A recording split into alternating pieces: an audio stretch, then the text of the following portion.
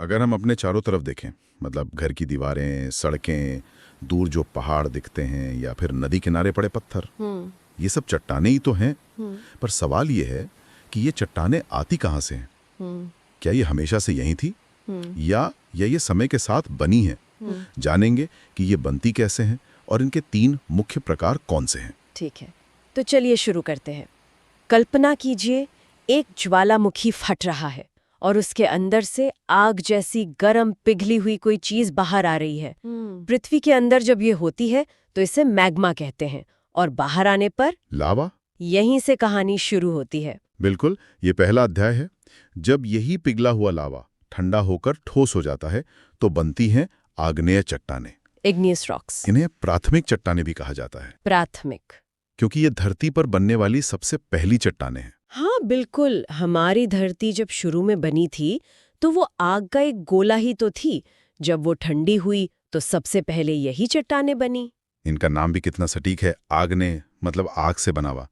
लेकिन ये सिर्फ पत्थर नहीं है ना?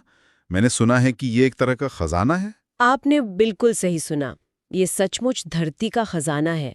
सोचिए, पृथ्वी के गर्भ में लोहा, सोना, तांबा, निकल, ये सारी भारी और कीमती धातुएं पिघली हुई हैं।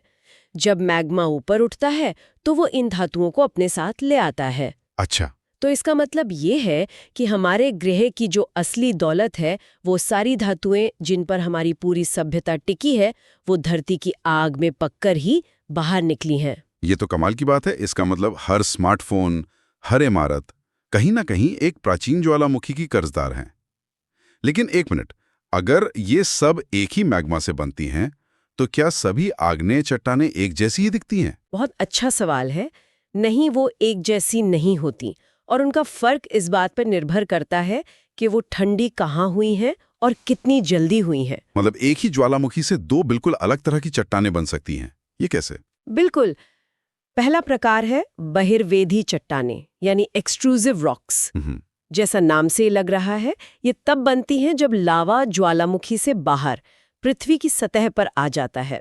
और बाहर आकर तो वो बहुत तेजी से ठंडा हो जाता होगा, हवा और पानी की वजह से। एकदम, उसे जमने का ज्यादा समय ही नहीं मिलता, इसलिए उसके अंदर की जो क्रिस्टल्स या दाने हैं वो बहुत छोटे और महीन होते हैं। इसका कोई जाना पहचाना उदाहरण? सबसे अच्छा उदाहरण है बेसॉल्ट, एक गहरे रंग की चट्टान।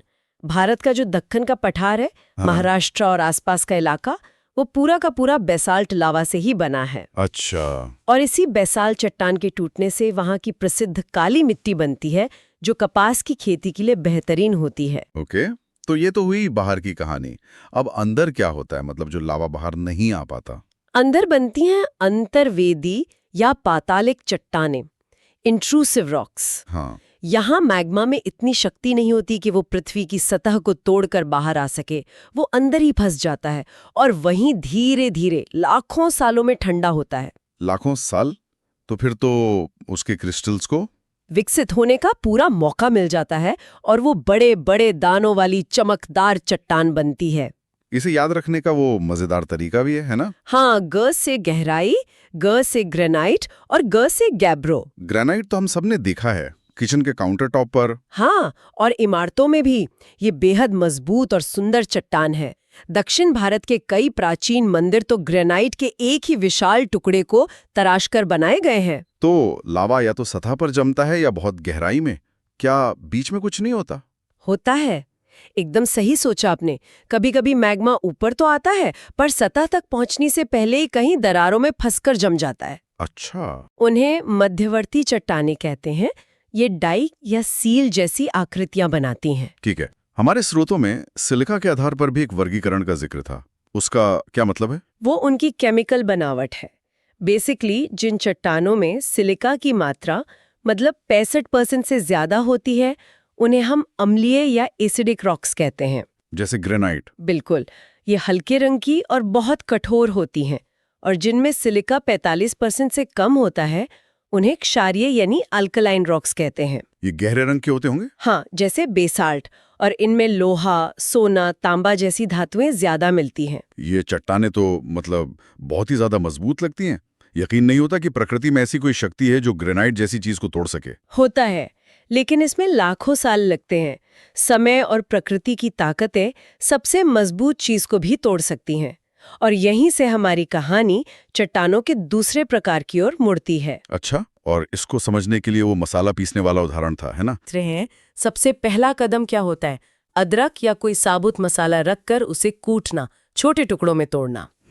चट्टानों के साथ भी यही होता है। दिन में सूरज की गर्मी से वो फैलती हैं, रात में ठंडी होकर सिकुड़ती हैं, पानी दरारों में जम जाता है, हवा, बारिश ये सब मिलकर उसे तोड़ते हैं।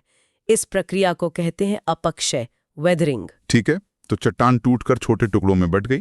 अब क्या? अब आता है दूसरा कदम, अपर्दन, इरोजन। जैसे सिलबट्टे पर मसाले को घिसा जाता है, वैसे ही नदियां और हवा इन टूटे हुए टुकड़ों को अपने साथ बहा कर ले जाते हैं, एक जगह से दूसरी जगह। हाँ, और रास्ते में ये टुकड़े और भी टूटते घिसते रहते हैं और रेत या मिट्टी के कणों में बदल जाते हैं। और ये सफर कहाँ जाकर खत्म होता है? ये सफर खत्म होता है निक्षेपण पर, डिपोजिशन। जैसे पिसे हुए मसाले को एक कटोरी में इकट्ठा करते हैं, वैसे ही ये सारे कण, जिन्हें हम अवसाद कहते हैं, किसी झील या समुद्र की तली में जाकर जमने लगते हैं, परत दर परत, बिल्कुल, एक के ऊपर एक। और लाखों सालों तक ऊपर की परतों के दबाव से नीचे की परतें सीमेंट की तरह जुड़कर एक नई चट्टान बना लेती हैं। और इसी को हम कहते हैं अवसादी चट्टान, सेडिमेंट्री रॉक्स। सही। तो इनकी बनावट तो आग्नेय चट्टानों से बिल्कुल अलग होगी। एकदम अलग। पहली बात, ये परतदार होती हैं। आप इनमें अक्सर अलग अलग परतें साफ देख सकते हैं, जैसे किसी किताब के पन्ने। दूसरी बात, ये नरम होती हैं आग्नेय चट्टानों के मुकाबले।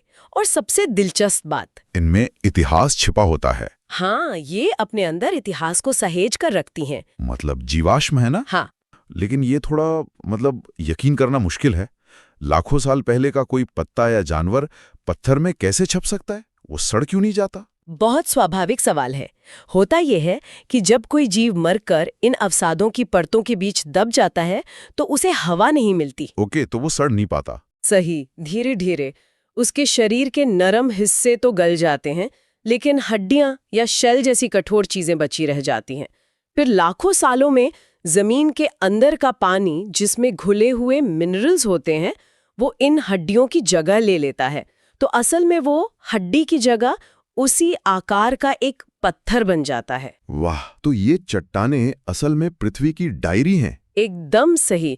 और इन्हीं जीवाश्मों की वजह से ये हमारे लिए ऊर्जा का सबसे बड़ा स्रोत हैं। ऊर्जा मतलब कोयला और पेट्रोलियम? हाँ, जब करोड़ों साल पहले विशाल जंगल इन परतों के नीचे दब गए तो वो कोयला बन गए, और जब समुद्री जीव जंतु दबे तो वे पेट्रोलियम और प्राकृतिक गैस में बदल गए। ये तो गजब है। और कहते हैं कि धरती की सतह का लगभग 70 से 75% हिस्सा इन्हीं चट्टानों से ढका हुआ है। हाँ, और दुनिया के सबसे ऊंचे पहाड़ हिमालय, वो भी इन्हीं अवसादी चट्टानों से बने हैं। दिल्ली का लाल किला और आगरा का किला भी तो बलुआ पत्थर से बना है। बिल्कुल, और सीमेंट बनाने वाला चूना पत्थर भी एक अवसादी चट्टान ही है। आपने कोयले का जिक्र किया। मुझे हमेशा से ये बात बहुत फैसिनेट करती है कि कोयला, जो एक साधारण सा पत्थर है, वो हीरे में बदल सकता है। क्या ये सच है? ये बिल्कुल सच है। और यहीं से हमारी कहानी तीसरे और आखिरी प्रकार की चट्टानों तक पहुंचती है। यहाँ पर चट्टानें अपना रूप बदल लेती हैं, मतलब उनकी पूरी काया ही पलट जाती है। काया पलट, मेटामॉर्फोसिस, जैसे तितली का बनना। बिल्कुल वही कॉन्सेप्ट है। जब किसी आग्नेय या अवसादी चट्टान पर पृथ्वी के अंदर बहुत ज्यादा ताप और दबाव पड़ता है। कितना ज्यादा? इतना कि वो लगभग पिघलने वाली हो पर पिघले नहीं, तो उसके अंदर के मिनरल्स खुद को फिर से व्यवस्थित कर लेते हैं। उनकी पूरी बनावट बदल जाती है और वो एक पूरी तरह से नई, ज्यादा मजबूत चट्टान बन जाती है। इसी को रूपांतरित या कायांतरित चट्टान कहते हैं। और इनकी सबसे बड़ी खासियत यही है कि ये तीनों प्रकार की चट्टानों में सबसे ज्यादा कठोर और मजबूत होती हैं। हाँ, क्योंकि इन्होंने बहुत ज्यादा तापमान और दबाव झेला होता है। वो तकलीफ इनको और मजबूत बना देती है, और शायद इसी वजह से इनमें जीवाश्म भी नहीं पाए जाते होंगे। बिल्कुल, इतनी ज्यादा गर्मी और दबाव में कोई भी जैविक अवशेष पूरी तरह नष्ट हो जाता है। तो चलिए कुछ उदाहरण देखते हैं। ताजमहल जिससे बना है, संगमरमर, बिल्कुल, वो भी इसी प्रक्रिया का नतीजा है। सही कहा। चूना पत्थर, जो एक नर्म अवसादी चट्टान है, जब उस पर अत्यधिक ताप और दाब पड़ता है तो वो संगमरमर में बदल जाता है और कहीं ज्यादा कठोर और सुंदर हो जाता है। हाँ, और बलुआ पत्थर, वो बदलकर क्वार्ट्जाइट बन जाता है, जो दुनिया की सबसे कठोर चट्टानों में से एक है। और ग्रेनाइट का क्या होता है? वो तो पहले से ही बहुत मजबूत है। वो भी बदलता है। ग्रेनाइट बदलकर नीस बन जाता है, जिसमें आपको सुंदर रंगीन धारियां दिखाई देती हैं। और वो कोयले वाली बात? हाँ, कोयला जो कार्बन का ही एक रूप है, जब उस पर पृथ्वी के अंदर बेहिसाब दबाव और गर्मी पड़ती है तो वो प्रकृति के सबसे कठोर पदार्थ हीरे में बदल जाता है। ये तो सच में एक जादुई काया पलट है। क्या एक रूपांतरित चट्टान दोबारा रूपांतरित हो सकती है? हाँ, हो सकती है। जैसे स्लेट जिससे छतों की टाइलें बनती हैं, वो खुद एक रूपांतरित चट्टान है। लेकिन अगर उस पर और दबाव पड़े तो वो शिस्ट नाम की एक और ज्यादा क्रिस्टलीय चट्टान में बदल जाती है। तो हमने देखा कि कैसे चट्टानें एक जगह स्थिर नहीं हैं। वे लगातार एक रूप से दूसरे रूप में बदलती रहती हैं। बिल्कुल, ये एक कभी न खत्म होने वाला चक्र है जिसे रॉक साइकिल कहते हैं। तो अगर आज की पूरी चर्चा का सार हम कुछ शब्दों में बांधें तो पहली है आग्नेय चट्टानें, जो आग से जन्मी है, धरती की प्राथमिक चट्टानें और हमारे लिए कीमती धातुओं का स्रोत है। फिर हैं अवसादी चट्टानें, जिनके परतों में पृथ्वी का लाखों साल का इतिहास, जीवाश्म और हमारे ईंधन का भंडार छिपा है। और आखिर में रूपांतरित चट्टानें, जिन्होंने अत्यधिक दबाव और ताप सहकर अपनी काया बदली और जो सबसे मजबूत और मूल्यवान बन गईं। चट्टानों की ये कहानी सिर्फ भूगोल तक ही सीमित नहीं है। ये हमें जीवन के बारे में भी बहुत कुछ सिखाती है ना? ये एक बहुत गहरा विचार है जो इस पूरी प्रक्रिया का सार है। बिल्कुल। जैसे एक साधारण सा कोयला या चूना पत्थर वो इतना ताप और दाब सहकर एक कीमती हीरे या खूबसूरत संगमरमर में बदल जाता है, वैसे ही जीवन की चुनौतियां इंसान को तराश कर उसे ज्यादा मजबूत और मूल्यवान बनाती हैं। तो अगली बार जब कोई पत्थर देखें तो शायद उसकी लाखों साल की यात्रा और उसकी कहानी के बारे में जरूर सोचें।